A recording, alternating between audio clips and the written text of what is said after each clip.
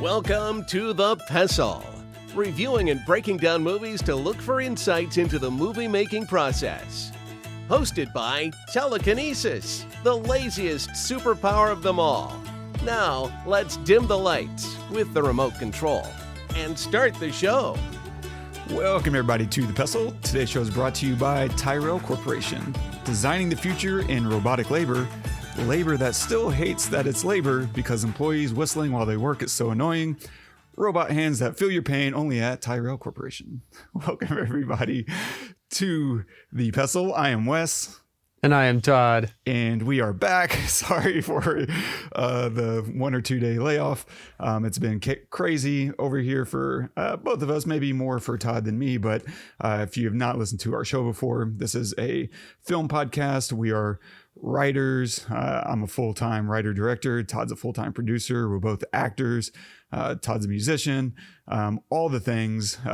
And what we do here at The Pestle is break down shows. We try to pick them apart, see what makes them work, what makes them tick or not tick in some cases, and what do we love about it, what could be done better in our opinion, which you may or may not consider an expert opinion, depending on your own level of expertise. Oh, it is. Just trust us. Yeah, right. No Dunning-Kruger here, in effect. Right. Yeah, so it has been kind of crazy. You moved, across the country from Texas to California, while also trying to maintain a full-time job as a producer.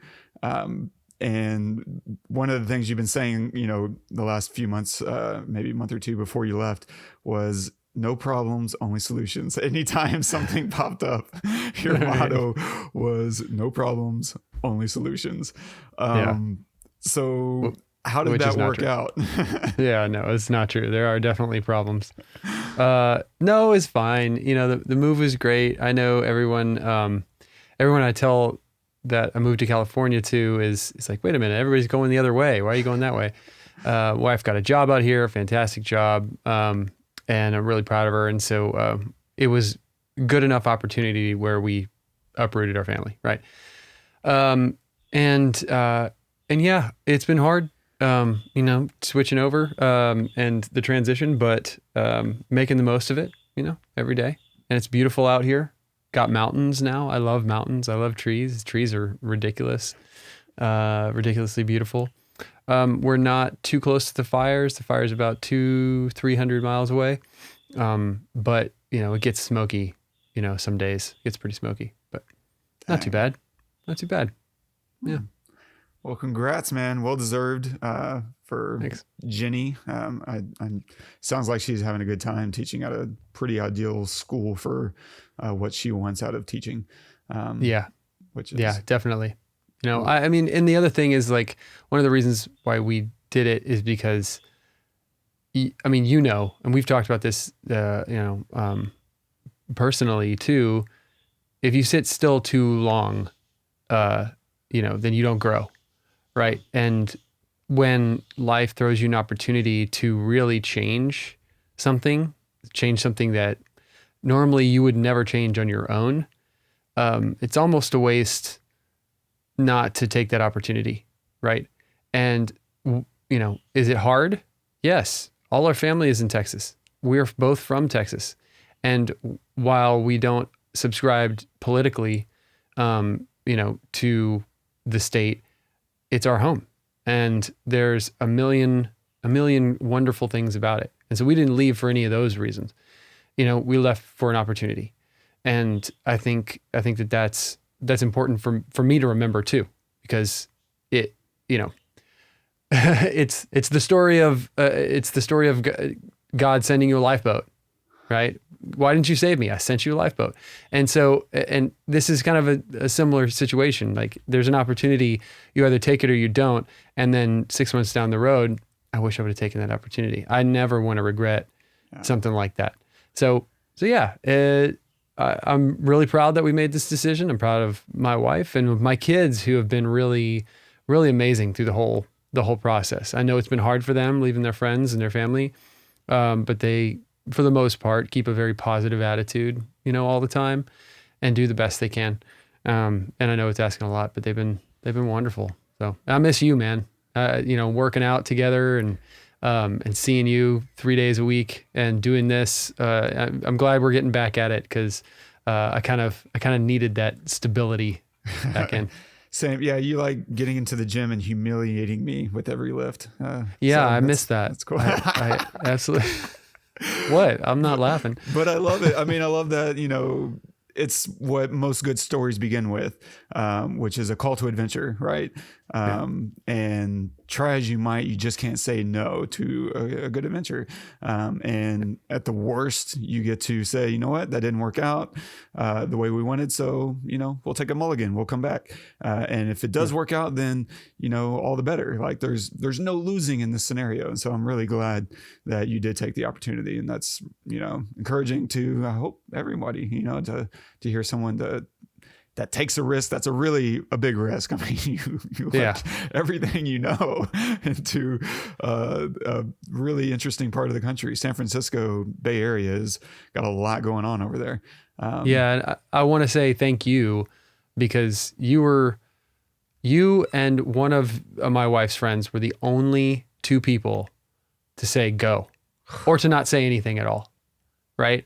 Every other person I told, actually Joe was like, this is awesome.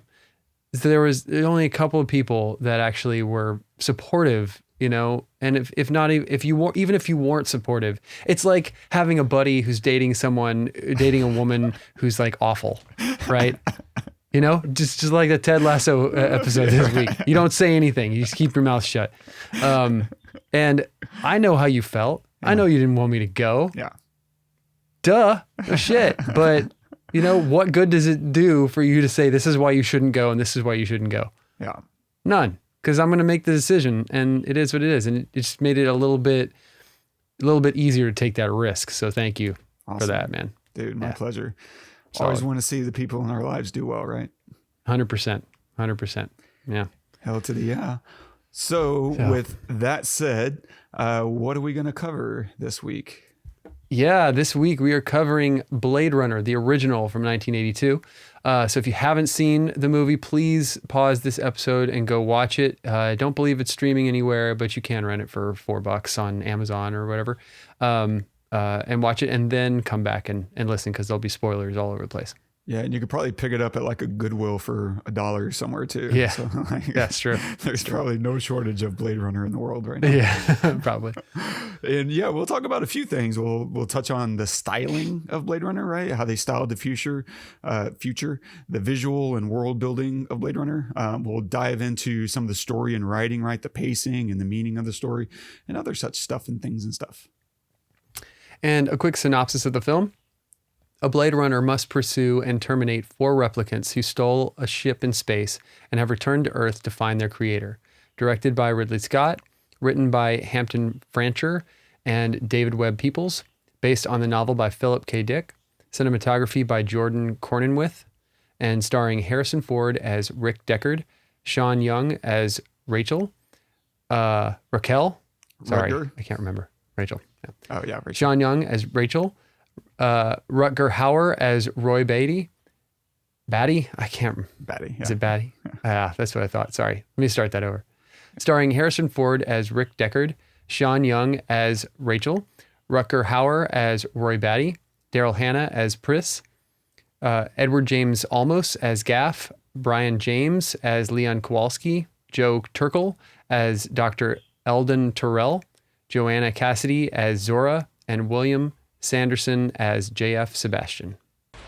I've seen things you people wouldn't believe. Attack ships on fire off the shoulder of Orion. I watched sea beams glitter in the dark near the 10-house gate.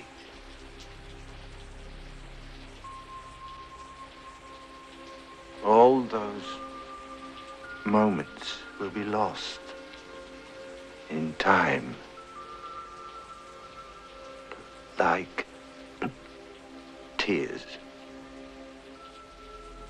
in rain. Time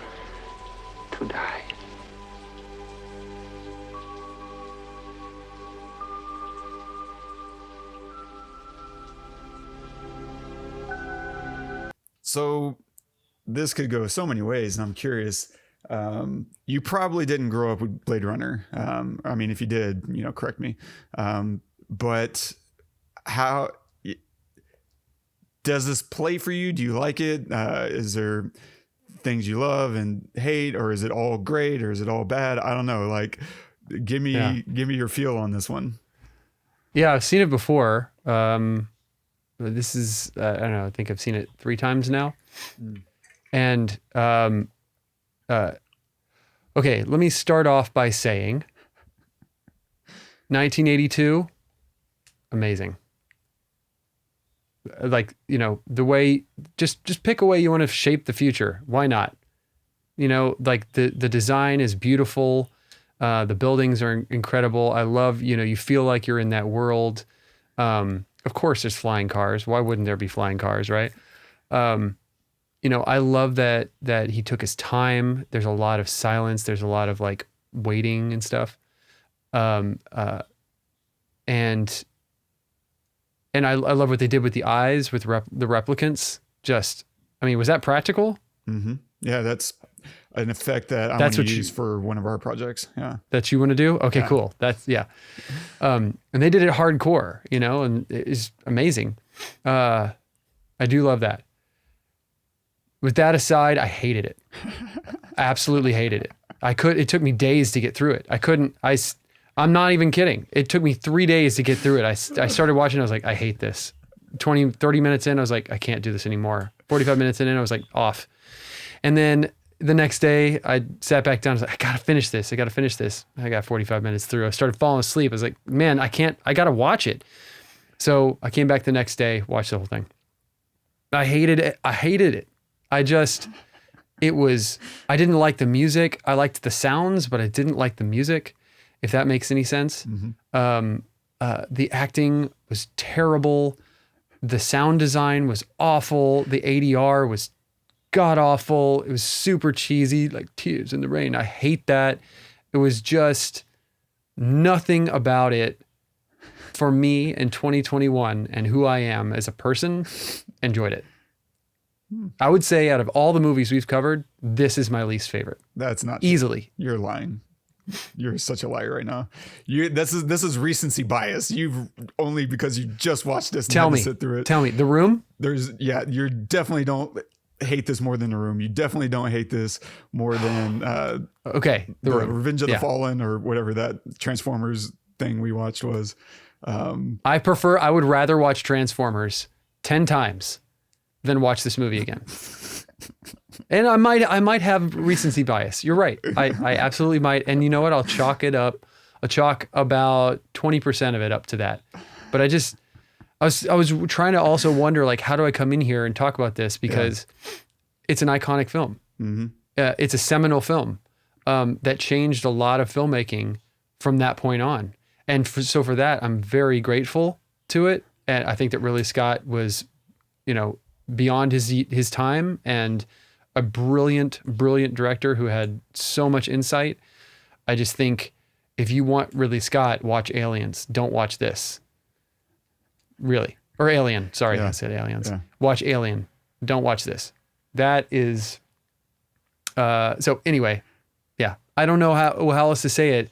I know that it's important and I want to like it, and I just don't. I think that's all fine, actually. I mean, I don't have a problem necessarily with all of that. There is one thing I hardcore disagree with, but cool. It's all a matter of taste. But I'm curious, like, story-wise, was there anything that bothered you that you didn't like? It's one thing to just hate it altogether, probably because it's very slow and it rushes nothing. Even the things it's not rushing, it doesn't rush not rushing it. Like it's just, it's sometimes painfully slow. But I'm curious if there's like story things that bothered you, or if it was more just the agony of waiting. No. No. That's fair. I liked the story. I mean, I think that it could have, had Ridley Scott made it now, it would have felt different. It didn't feel like, I understand the story. I like the storyline. And I get it.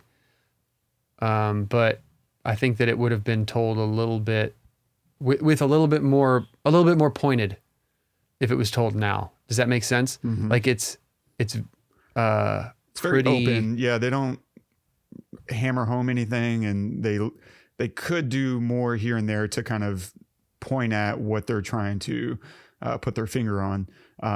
And that is definitely a matter of taste. Like there's another director out there, David Lowery, that he's a lot of miss more than hit for me.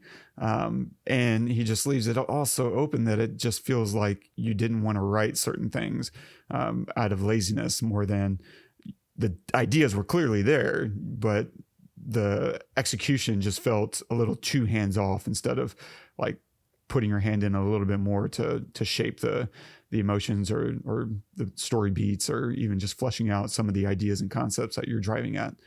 And this felt very hands off in that way. Because it's there, the ideas are very clearly there. They invite a lot of question.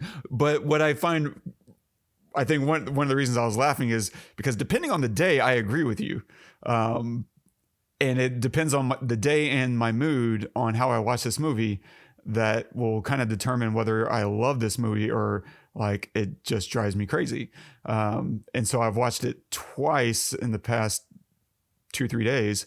And the first time I watched it, it was agony for me. I was just like, oh my God, it's so gorgeous. But I'm just bored out of my mind, and some of these things don't make sense to me. And then whenever I sat down a couple of hours ago to sit and make some notes, I was enthralled. Like I loved it. I couldn't look away almost, and I was just really enjoying it. So I think for me, the first time I watched it, I didn't grow up with this. My brother loved it growing up, but for some reason I never saw it. I don't know how he saw it and I didn't. But that's kind of, I remember pieces kind of, but I didn't watch it until I was, not that long ago as a full grown adult. And I watched it and I remember feeling that same kind of like just tedium. And then I was like, oh my God. And Mike Cook was like, hey, our buddy, was like, hey, it's showing in theaters. Let's go check it out. And so I went with him to watch it, and, sat in a theater, and I loved it. And I think it's something you really, the setting and maybe your mental state contributes, for me, definitely contributed to it. I loved it in the theater, and I think I hated at home. And if you look away for more than 5 seconds, it probably within that 5 seconds, they're going to slip in some important exposition that's visual only. And you have to start connecting all these things. And for me, I think on my first viewing a couple days ago, I looked away one too many times and got lost in the story. And I'm like, wait, why are we here? What is happening? And now this random thing is happening. Whereas whenever I was like glued to it and I was putting together all the things that were happening, and I was like, oh, okay, yeah, now we're going to go do this. We got to follow up on this lead. And I was experiencing it more from Deckard's perspective than I think I was before. And so I don't know. I think it's some of that is mixed in there. The thing that I really disagree with, I love that, like the soundbite that we just played, freaking love it, especially because that was an improvised line by Rutger Hauer, where I think the line is more along, it's supposed to end at all these moments lost in time. And then he adds like tears and rain because it was raining and he was actually crying in the scene, but you can't tell that he's crying because of all the rain. And so I think he felt compelled to add this line, which was just a perfect kind of poetic, punchline to it. And I love that line so much. And it's getting at a larger kind of story thing that I think they're driving at. But yeah, so for me, I fall on both sides of the fence on this one, kind of depending on the day, because the aesthetics are all so good. It's just a gorgeous film. And yeah, if I got a chance to see it in a theater, I think it'd be a very different experience, obviously. Probably, yeah. And there's very few things that don't hold up visually. Like there's what is his name? Leon, right? He gets shot in the head and it's this bloodless brain shot. And you're just like, oh, that's odd. And there's a brief slow-mo shot where Zhora's falling down and you're just like, oh, you undercranked it. Or maybe it wasn't even undercranked. I think it was just slowed down 24 frames per second. And it just kind of gets this choppy aesthetic. And I'm like, it's 80s. Yeah, it's very 80s. Very 80s. But then the rest of that sequence, it looked like he switched the frame rate back to something normal.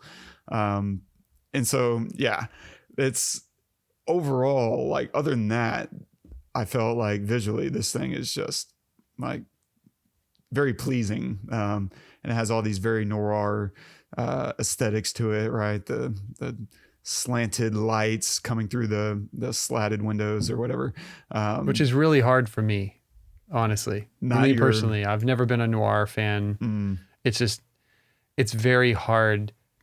I think because I'm just I don't know. I know you are too, but I'm a very visual person, and so when I don't have a lot of visual information, it's hard for me to like stay with it, right? So I have to go internal. When I don't have a lot of color or something that pops or whatever. And it's like, hard light through a slatted window, on someone's face. Well, I don't have enough information on that person's face to really for that to even be like the main thing for my brain to latch onto. So I do understand that that's an important medium, I just have never been like super on it. Yeah. To be honest. It's fair. No, I think it's fair. I mean, I'll dive in a few things here and, jump in as things pop out to you. Like styling the future, that's always an interesting thing. And for 1982, this was seemed to be a seminal moment in, cinematic history. Cause like you said, this is an iconic film. And so some of the things that I saw that they were doing that everyone obviously sees that they're doing, wardrobe wise, very odd things sometimes, like Tyrell's bifocals were interesting, right? He's got the bifocal thing in the middle of the lens, and maybe that's a popular thing. I've never run into that, or at least don't remember running into that style of bifocal before, where you have upper and lower are the same, I think distant focused, and then the middle chunk is like for near-sighted stuff. I don't know. It's cool, but they go over the top with everything, I guess is my point, right? Deckard is in a trench coat. Everyone's got these pop collars. A lot of 80s fashion that was loud hair, loud outfits, right? Glitter, painted faces. They have kind of these runway hats that you might find in a New York runway strip. Blinky lights, right? A lot of cultural fusion, which was pretty cool. This is definitely where it gets more futurism. Like they're blending these Japanese, Aztec, and Latin aesthetics, and even the language, I think, is blended up. There's constant rain, right? Dark. I don't think we're ever in the daylight, really. I mean, even in the daylight, it's like dusk. The sun is setting, right? It's brief and it's creating a very dystopian feel because the whole idea of dystopia is the world has gotten worse. The world is bad, and almost it's ending. And so having the only time we see the sun is that it's on the horizon kind of calls back to this dystopian problem that we're all facing of the end of the world. And that's kind of a visual cue that plays into that. But a lot of neon lighting. The architecture is brutalist, right? It's very basic and strong and minimalist, and it's not there for the pleasure of your eye and a fun sense. Instead, it's almost this throwback to darker times, almost maybe not quite Nazi Germany, but it's brutalist. It's dark times. Whenever I think of brutalist architecture, I usually think of something like Russian architecture, German architecture, and it's just heavy and I don't know. I mean, I guess brutal really is the right word, right? It's not friendly, it's not soft, it's hard. The streets, it's very dirty, it's dreary, it's crowded. Spotlights, constantly searching, which adds in again to this dystopian idea that there's not enough space and nothing feels sterilized, and there's infections everywhere you step, let alone space to breathe. Smoke, smog, it's everywhere, right? It just feels terrible. But then they also have some of these futurism concepts that you'll find in a lot of places. Flying cars, the buildings themselves, even though the brutalists, they're also massive, way bigger than any building we've ever seen. And it gives this sense, this feeling that there's also social restructuring, because who lives in those buildings? They kind of tower above the rest of society. But even when you get into some of those buildings, like in the opening, when we meet Leon getting his interview, the void comp test, it has this, you're in this nice or huge towering building, but you also feel trapped in it. Now that we're in his perspective, like it feels very cubicled and unpleasing and unfun to be in there. And so even though he might be making his way up into the upper tier society, there's still a sense of working class aspect to it, until you get into Tyrell's office, into his environment. And now it feels like, oh, this feels more luxurious, but it's still not comforting. Like it's still brutal, even in the interior design of the most powerful man probably in the world, but certainly in the city. And so all that kind of plays in, and the technology, feels mostly unexplained. Like things are just kind of happening, and they don't really explain it. You get the sense that there's ideas behind it. Like I love the researcher who's in the lab designing these eyes. He's got these tubes running into a suit, and if you think about it, you're like, oh yeah, that's keeping him heated. Like that's a heating device because he's working in this frozen lab. But they don't really explain a lot of stuff. There's eggs being cooked, presumably like sous vide. They're being boiled in this weird thing. They don't really, go out of their way. The cars, just kind of fly around, and there's flames burning and at the top of buildings, and they're just doing all this random stuff, and you're like, whoa, this feels terrible but also really cool. And then of course at the center of the story we have androids, which is hyper future. And I think in a lot of the cyberpunk and futuristic stories, the theme, especially in these cyberpunk stories, the theme and story is usually centered around humanity evolving or dealing with technological innovation that come along with ethical dilemmas and questions. And of course, that's exactly like we've developed androids, replicants that look and feel just like humans. But it's creating some dilemmas and ethical quandaries that they hint at. They don't really even put their finger on it very directly. They're expecting you to walk away with questions and thoughts about everything you just experienced. And so overall, the styling is very noir, right? Dark, hazy atmosphere, these light streaks. Deckard himself has a very strong Humphrey Bogart vibe. And Bogart is well known for a lot of these classic noirs in whatever the 30s, 40s, 50s. I forget what era he was really even mostly in, but I think Casablanca was 43, so easily the 40s and probably 50s and maybe into the 60s. But overall, right, we just have very strong visual aesthetics that redefine science fiction and was a major jump off point for cyberpunk, making a cultural mark because it was leading up. I mean, this is all inspired by a novel by Philip K. Dick that was written in 68. And so there was like rumblings of cyberpunk.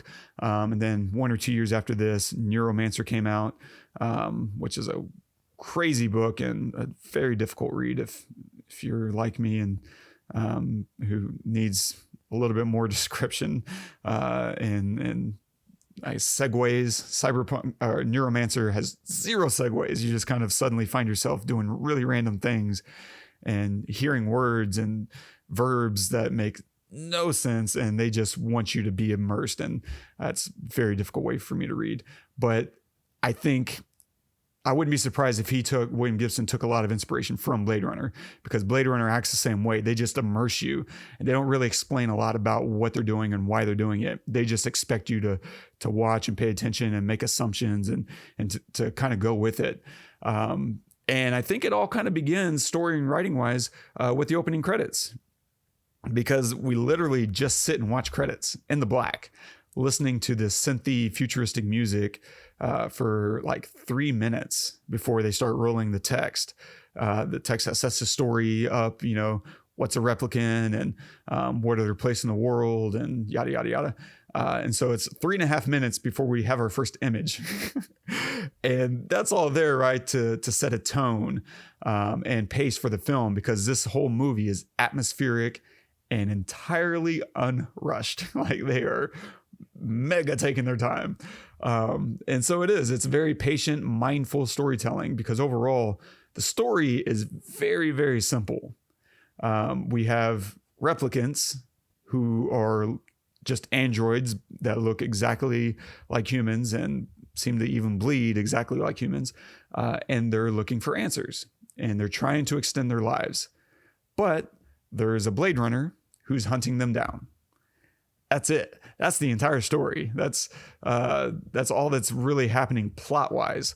Now you can pull back layers and start to ask questions and explore some of these elements, like how do the replicants feel about this, and what's their maker, you know, think about all this, and you get some of those answers. But plot wise, this is bone dry. Like, this is very straightforward and simple. And so I think that works because they lead us down a trail without really spelling it out. You have to really dial in and stay focused on what's happening, or else you'll find yourself confused, like I've been at times watching this. So for instance, Zhora, the snake tattoo replicant lady, right, the dancer, he goes and investigates Leon's apartment. And presumably, in hindsight, they were all crashing this apartment, right? Leon has got a job at the Tyrell Corporation, and he's infiltrating it, right? He's trying to work his way up to meet and get answers for who they are, and maybe a way to extend their life. Of course, in the opening scene, his infiltration is completely disrupted whenever he gets this test by the interviewer, who also was tested with a bullet and failed. And so Leon gets away, and he goes, Deckard goes to investigate Leon's apartment. And what does he find? He finds some photos, and he also finds a little scale, like it almost looks like an earring. It could be a million things. Is this a data card? Like, we're looking at this, we have no idea. He never says it. And that could have been in another film. They would have had Gaff, played by Edward James Olmos. They would have had Gaff over his shoulder saying, "Hey, what'd you find?" And he would have been like, "I don't know. I think it's a fish scale." Like, but in this, he just finds it. He seals it in a baggie for evidence and tucks it away. And that's that. Like, it eventually comes back, but if you blink, you miss it because they're not circling back to explain it to you ever. And then he gets home, he's looking through the photos, he inspects the photos, and he goes through this whole futuristic computer program that's, looking for clues and enhancing the image. And in a reflection, he finds her face, and he sees that, oh, she has a thing on her face, and we really don't even know what that is. And it takes so long before all these things kind of piece themselves together. So he follows up on the scale, right? He goes and he has someone analyze it. He's like, "I think it's a fish scale." And they look at it and like, "No, it's a snake scale." And they zoom in, it's artificial. It was made by this person. So he goes and he tracks down this lead, as any detective would. And suddenly we're now talking to someone else, this other guy, Taffy. And Taffy's like, and this is another opportunity for exposition, and they just eject. They're like, "Nope." He sits down with Taffy, and the dude's like, "I'm not talking to you." And he kind of threatens them with, licensing or something. And the guy's like, "Hey, get this guy a drink." And he kind of smiles and shrugs, and we cut to. I think at that point, Deckard makes a call to Rachael. That does not end well for him. And then suddenly he's pretending. Now we're backstage at some dancer thing. Again, they've explained none of this. you just have to be like very wide-eyed and like following along. And what happens, right, is we're left wondering, like, was that it? Was that all Taffy, gave him? But we find ourselves with this dancer who has a snake, and now he's putting on an act in order to kind of look through his room and confirm his suspicions about who she is. And before he can do that, she attacks him, nearly kills him, and escapes. Chase ensues. He kills her, and the whole kill sequence is a slow motion. And what I really like about this sequence is the vibe is different. It's not this action vibe. Instead, it has this kind of tragic jazz noir essence to it as she's stumbling around to her death, that eventually reveals a snake tattoo, which, if you've been paying attention, you'll realize that was the final clue he needed in order to confirm, yes, that was her, because that was the trail he had been following along the whole time. But it's very contemplative, her death, and it's very tragic as we're watching Leon seeing what just happened to his friend, which is one of the final links in that whole story with her, because he's watching in horror and seeing that this is his future. But there's something else that's kind of interesting there, because Deckard seems kind of terrified too. He doesn't feel relieved. He's just kind of watching and digesting. And you don't know what to make of that. Like, is he rethinking his place in this world?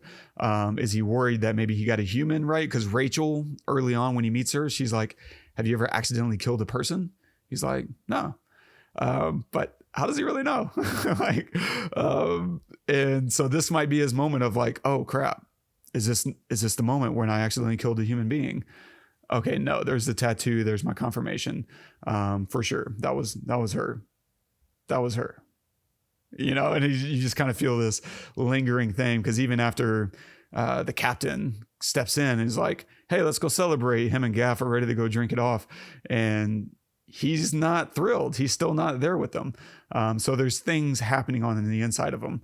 And so we fast forward, a few minutes. Rachael in his apartment after her death, after Zhora's death, there's this interesting little moment that happens where she asks about that test, that void comp test. You ever take that yourself? Right. And now we're inserting the idea that he could be a replicant, and it's inserting it in us and in him as well. But it's really questioning the difference, as well as inserting that idea, but it's also just kind of questioning the difference between humans and replicants. Like, have you taken it? Is there really a difference between you and me? Is there something more here in the cards? And then something happens that's really interesting. Deckard clearly likes her. Something's happening with him and her. He kisses her.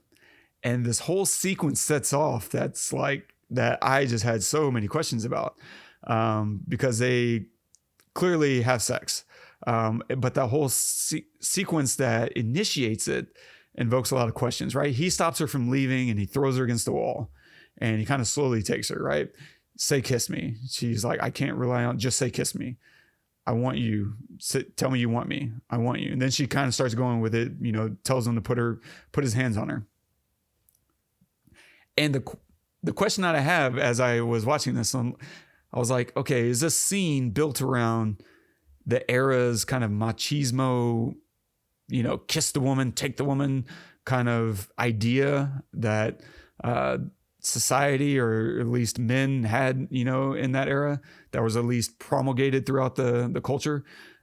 Is that where this scene is coming out of, or is there something else? Because you can look at it that way, and I think it certainly makes sense in that context. But you could also, if you say, okay, let's put more good faith into the storytelling, is it also maybe meant to invoke a question of autonomy for sentient beings or sentient robots? Like, does it matter that he has permission or not if she's a robot? Does she have self, autonomy if she's not a human being? And so there's another layer of questions you can certainly start putting to it. But then you could, kind of retract a little bit more, because if you go back to after he gets home from Tyrell Corporation, right, where he has this conversation about her memories. Like, Rachael doesn't know she's a replicant.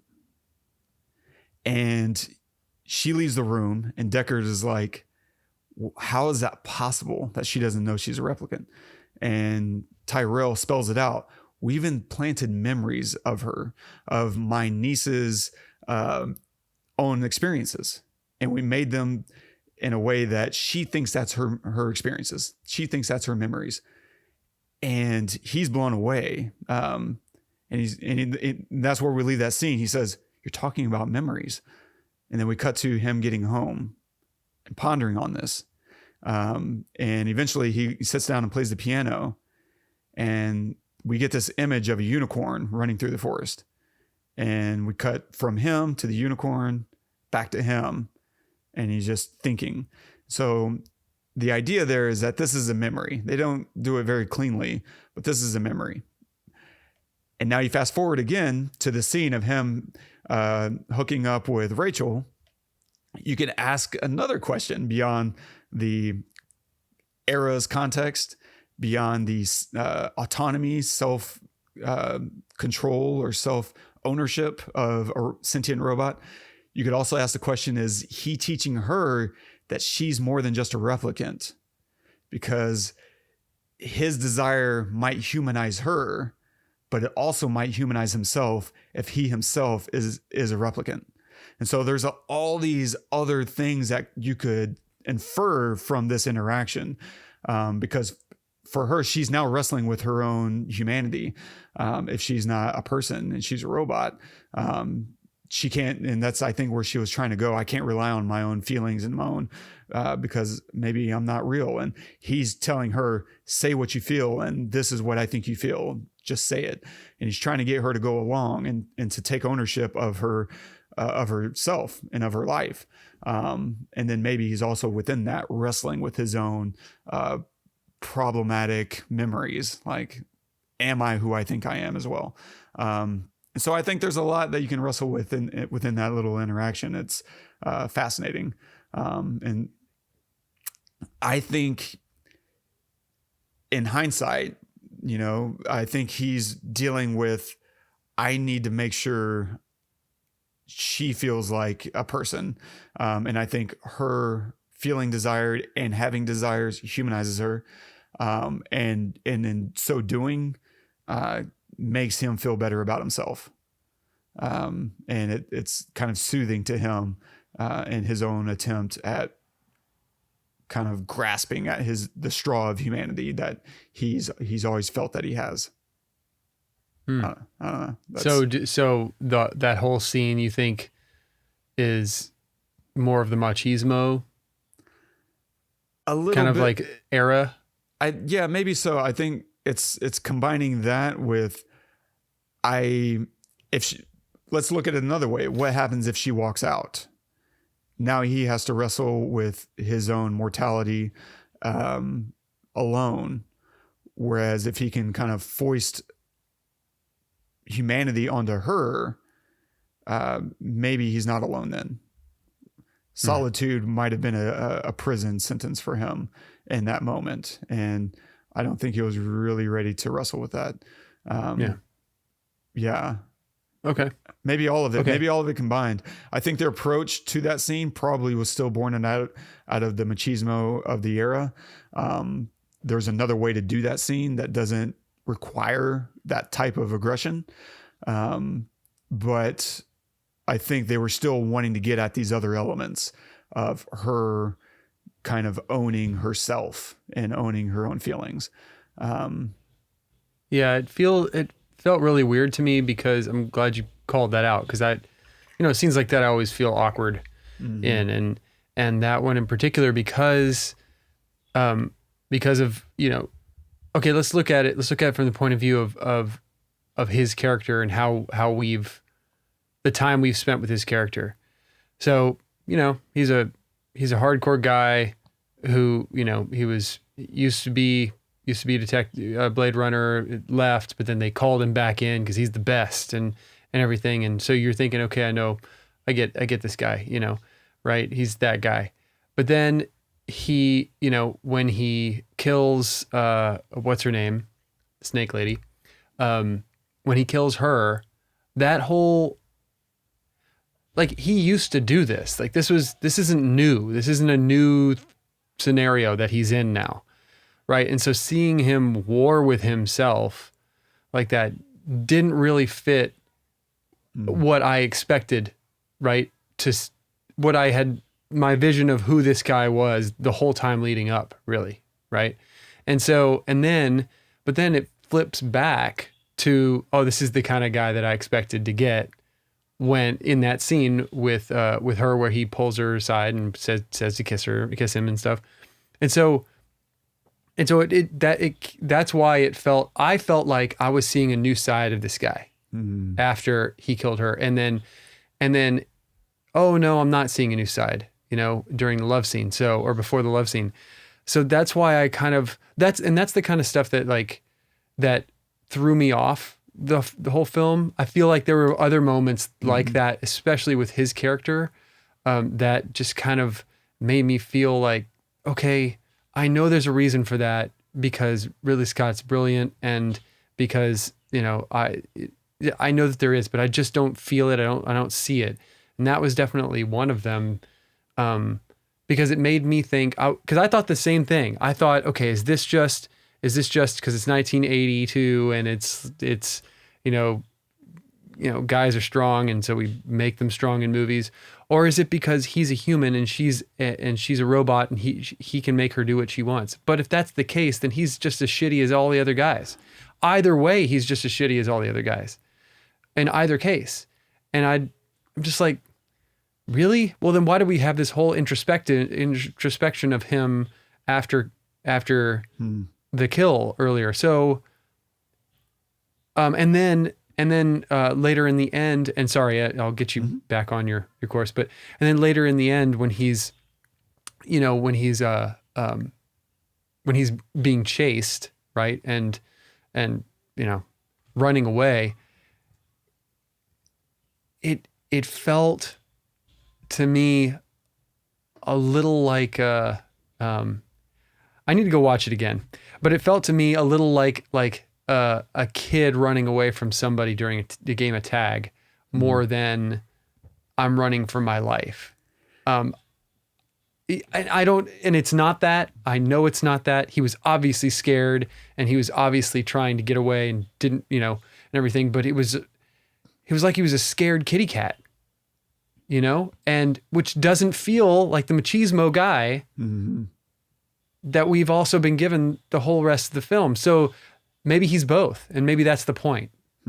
That even those guys, those guys are also, the scared kitty cat. Yeah. Maybe I'm gonna chalk it up to that, because I don't disagree with any of that. To be honest, I think, because let's get into that last sequence in the building.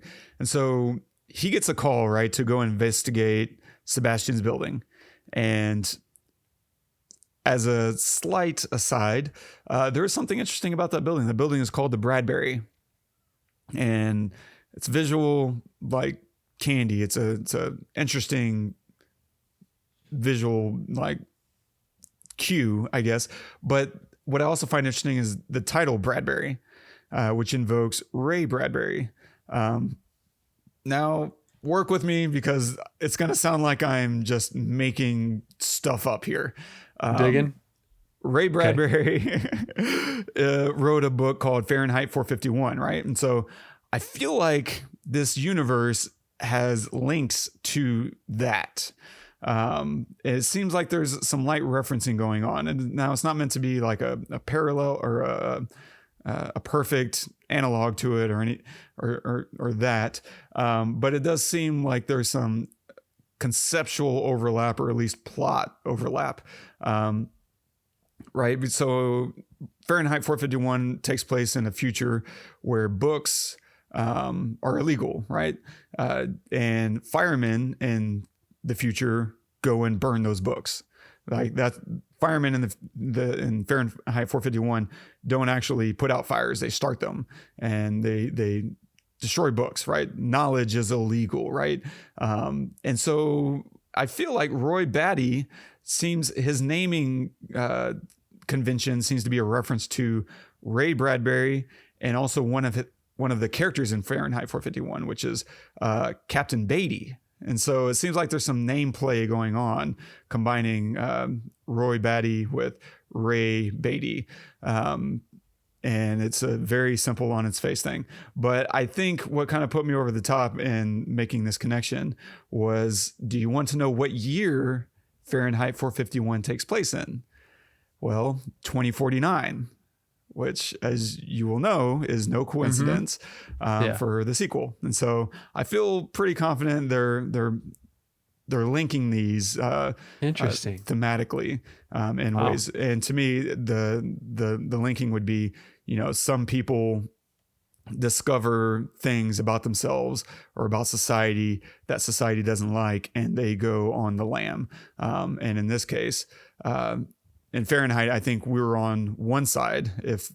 And on Blade Runner, we're kind of on the other side. We're in the shoes of Deckard, who's hunting these outcasts. Whereas in Fahrenheit, we're the outcasts. We're taking that perspective. And so and they're both dystopians, yada, yada, yada. I feel like if I were to go back and read Fahrenheit 451, which I haven't done since I think junior high, there would probably be a lot more in there. And so if anyone's read it recently or dives into it, feel free to share other ways that these kind of talk to each other in fun, interesting ways. But Roy, breaks Deckard's fingers. Bang, bang. Then he hands him the gun back. And so I think this gets to your point that you're saying, like, it felt like tag, and I think it was. Because Roy clearly wasn't very hell-bent on actually killing Deckard. He was trying to do something else. And so he breaks his fingers. Deckard's running, trying to escape. He jumps to this next building, and he's hanging on by a thread, right? And we do this slow push in that adds all this dramatic tension and fear. Could this be it for him? Is he going to fall? And it just raises the tension by putting all this extra visual significance on this moment. And Roy jumps over easily and watches him dangle. And then he starts monologuing at him. He's like, quite an experience to live in fear, isn't it? That's what it is to be a slave. And he's trying to get something across to Deckard that I think he's wanting him to be a vessel for hope to his kind. And Deckard slips, and lightning fast, Roy grabs him and saves him. And you have to ask, why save him? He could have killed him at any time, let alone there. There, he would have died on his own. He didn't even have to do anything. But I think he did it he saved him to teach him. And it's similar to earlier in the film, right? Where Leon has that same moment where he's about to kill him and he's not actually trying that hard to kill him. For a while anyway. At a certain point, he's about to lean into it. But he grabs him at first and he asks him the exact same question. See, how does it feel to live in fear? And then he, of course, bites the bullet. No pun intended. And there's that moment where earlier in the film, Roy meets his maker, right? Tyrell, and he kills him. There was nothing Tyrell was going to do to advance the replicant, I guess, cause. And so why kill your maker? To exert power and self-control, and maybe to cease all of this, the hate or the chaos, maybe. I don't know. I think it's more about self-control and exerting your own power over your maker. This is a very man just killing God, concept. And then, of course, we get to the final sequence when after Roy saves Deckard and he lays down, and then the soundbite that we played ensues, right? All those moments will be lost in time, like tears in rain, time to die. And then this dove flies away, right? That's super on the nose, symbolic, representative of his spirit leaving, right? In Christian theology, the dove is very representative of the Holy Ghost. And they're kind of playing on that same visual metaphor of his spirit having left. And overall, his monologue, that little, 2 or 3 sentences, that is the story of the human, of what it means to be human, which is experience. And he's describing very real experiences, and he's been showing us very real fears, and they love, and they have very real thoughts, right? Pris, talking to Sebastian, says, "I think, therefore I am." And so why shouldn't they be treated with humanity, like humanity? And so it's the point of all this, right, is to ask this very fundamental question about autonomy and what does it mean to be human, and how are these replicants so different from humanity ourselves just because they were genetically created or built in a lab? At the end of the day, they still have experiences that are identical to humanity. And it's a very, maybe at someday we're going to have to answer this question of what does it mean to be human, and when should we grant sentient beings the same protections as the rest of humanity? And that's something I think we're all, at some point or another going to have to answer. When does that line cross? And so Ex machina, right? Like, there's so much to explore there. And so Deckard goes home to Rachael, and they have this conversation, and he asks her, "Do you love me?" And she says, "I love you." And he says, "Then trust me. I trust you." And they run away. And that's when Deckard walks out and finds Gaff's calling card, right? It's an origami of a unicorn. And it's finalizing Deckard is a replicant. I don't think there's any other way to read this version of Blade Runner. Now, there's like 7 or 8 different edits of this movie. I think 5 were ultimately officially released. But in this telling of it, Deckard is a replicant. And obviously there's no real such thing as a unicorn. If you made a unicorn, I guess if they can make snakes, I guess they could technically, make unicorns. But the idea there is to implant that Deckard had a false memory, and now Gaff is hunting him, and he left his calling card, this little unicorn origami. And so that's the importance of the unicorn we see earlier. It's spelling out why he also fell in love with Rachael, because that's his own kind, and now he's running away with his own kind. They're both about to be hunted. And so it's one big conversation piece about what it means to be human and have human rights. And you can, I think the fun thing with this kind of film, because of how thin it is on that conversation, is you can explore it in a lot of ways. You can explore it from the standpoint of society, our current social structure. Do lower class laborers have the same amount of humanity as the upper class, whatever, the 1%, however you want to frame that? You could probably pull a conversation about that out. I think because it's so sci-fi driven, it invites a lot of those conversations. But for me, I think the more interesting conversation is the idea of sentience, and when do you cross that line? Does the fact that we make something bestow it with subhuman rights, especially when the thing you make is capable of killing you, as was demonstrated by Tyrell's death? I don't know. I think it's a fun conversation, and I think ultimately that was kind of the goal of it all. Yeah. So you like the movie a lot? I do. Yeah. Yeah. And if you would have watched it once and we would have done this, what would you have said? It would have been brutal. I would have destroyed it.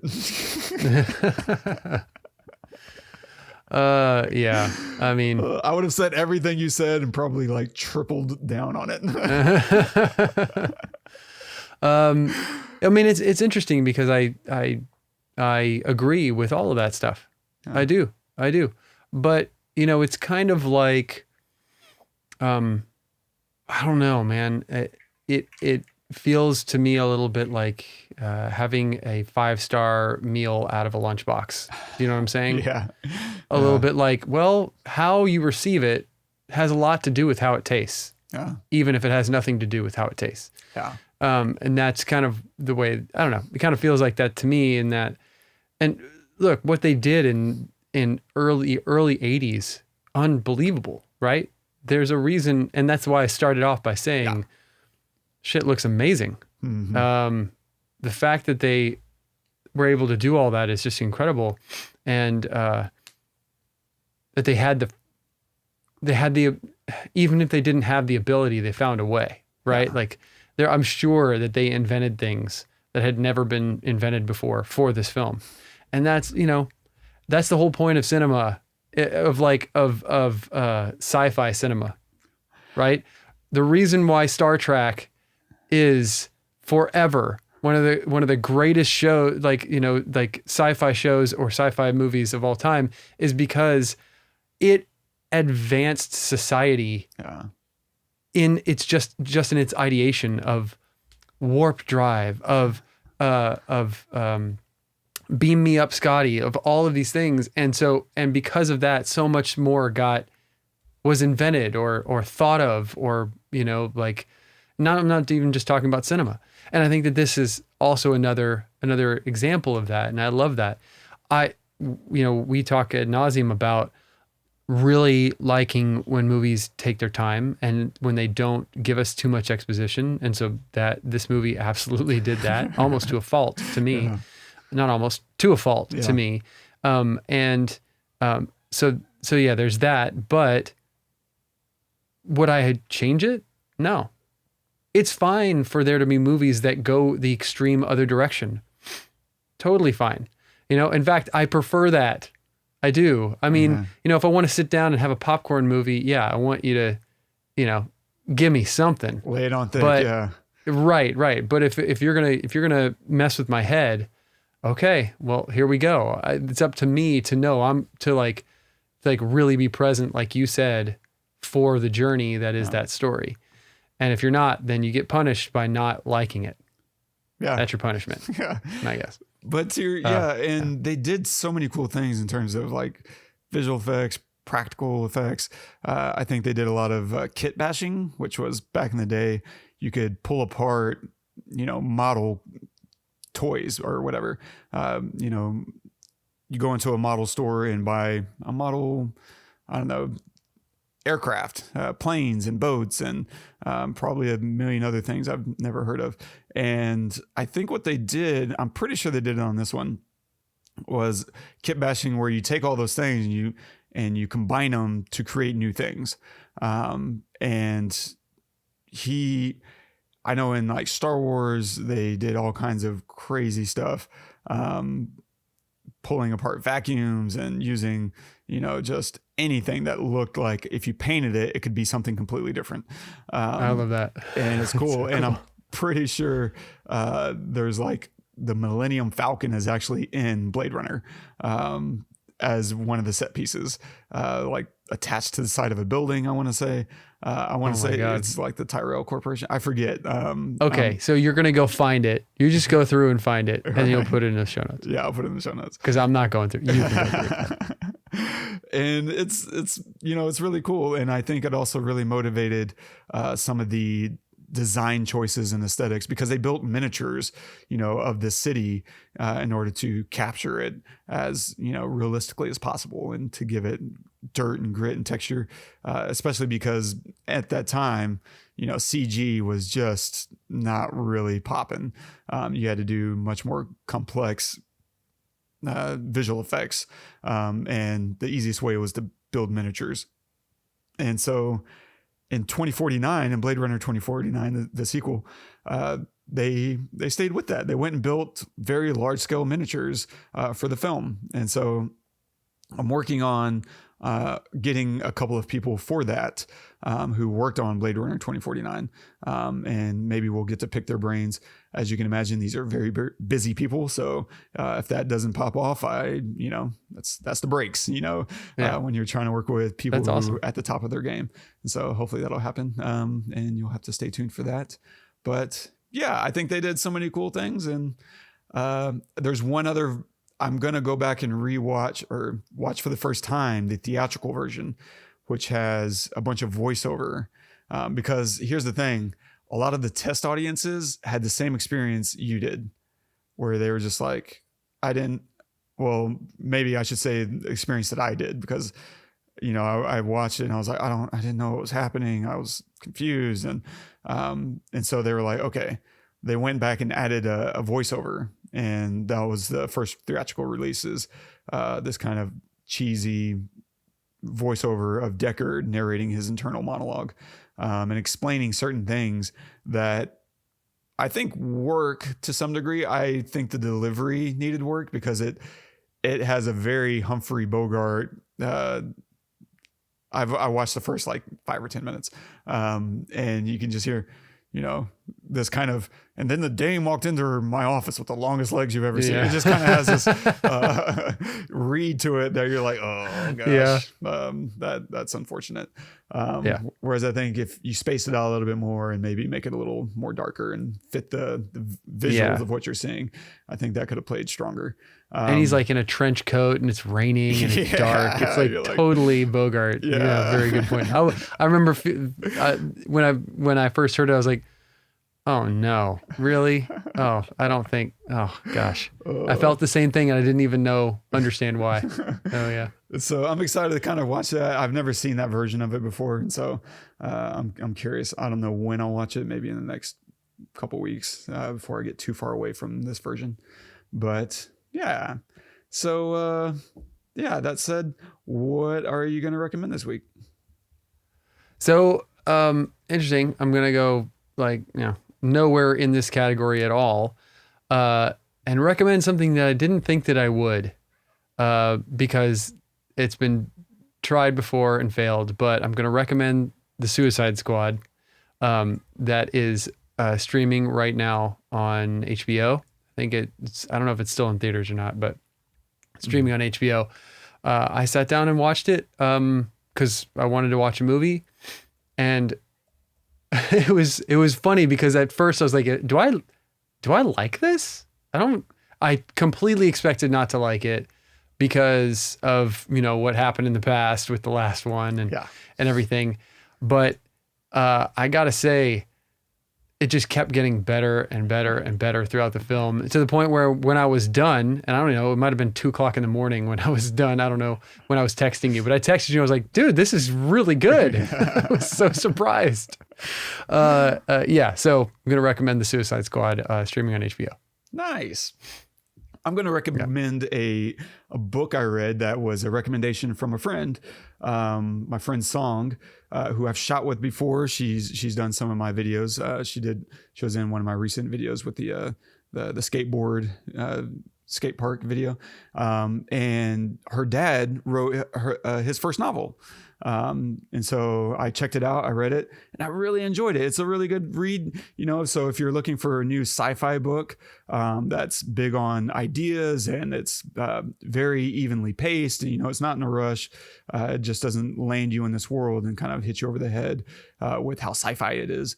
Then I highly recommend it. It's called The Sixth Traveler by Kevin M. Faulkner. And if for no other reason, it's always nice to support, artists, and especially someone who took the time, years, to write their first book. I think that's, really inspirational to me, and really cool. And actually I got to interview him and discuss it. If you're on our Patreon, that's already up there. And I think I'm going to release that interview to the YouTube public within the next week or two. So keep an eye on our YouTube channel, if you want to hear that interview. It was really fun just to sit and discuss someone, because I'm a writer, but I don't write novels, right? I write scripts and screenplays. And so having another writer to talk to about a completely different medium was really fun. And so that was a really cool conversation. And so if you want to check that out, keep an eye on our YouTube channel. And I think at the end of the year, I'll release it as a standalone episode, as well. And so, keep your eye on that and go check out The Sixth Traveler by Kevin M. Faulkner. You can find it pretty much anywhere. Amazon is probably the easiest place. And stay tuned for next week. Oh, actually, no, one more recommendation. We have an artist spotlight this week. A little album by Kiona called Midnight Holiday. Just got a big re-release. It's on every streaming platform. what is that? Apple Music and Spotify, and probably a dozen others, but obviously those are the big ones. Kiona, Midnight Holiday, you should check that out. Todd, have you heard of these guys? Yeah, they're terrible.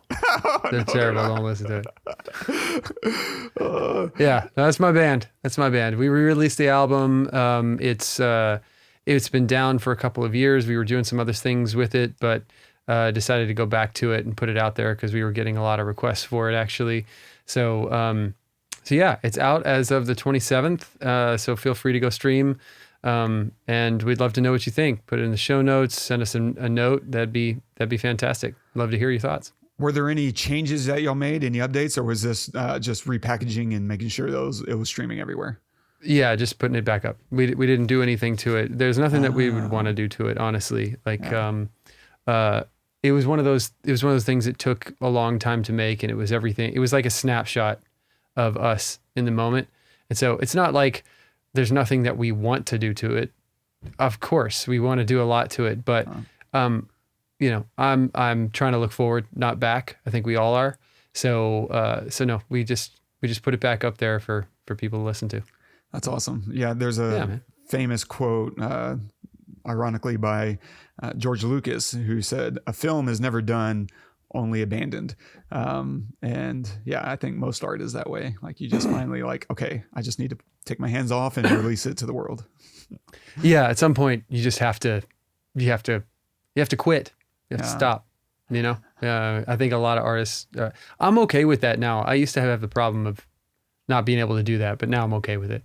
So, yeah, very excited that it's out. We've gotten a lot of good reviews so far, and we'll see what happens. But not really hoping for anything. We're just, you know, we wanted to put it back out again. We're working on some more music now, and really excited about that. And yeah, but thanks for the shout out, man. Appreciate it. That's awesome. Very cool. Well, stay tuned next week for Blade Runner 2049. We're going to follow up and see what happened to all these replicant peoples, and or is everywhere is it over? Is Blade Runner 2049 really just a 2.5 hour cooking show? We don't know. We don't know where it's gonna go. Anything's possible. Longest episode of that Great British Bake Off ever. And most expensive. They grow their own blueberries. Yes. Nice. If you're enjoying the show, the Pestle podcast, then feel free to subscribe, review us on iTunes, leave us a note. If there's something you want us to talk about or cover a show, things that you find interesting, you know, let us know. And if you want to comment on this episode in particular, you can do that at thepestlepodcast.com/Blade Runner. And our quote of the day is from Philip K. Dick.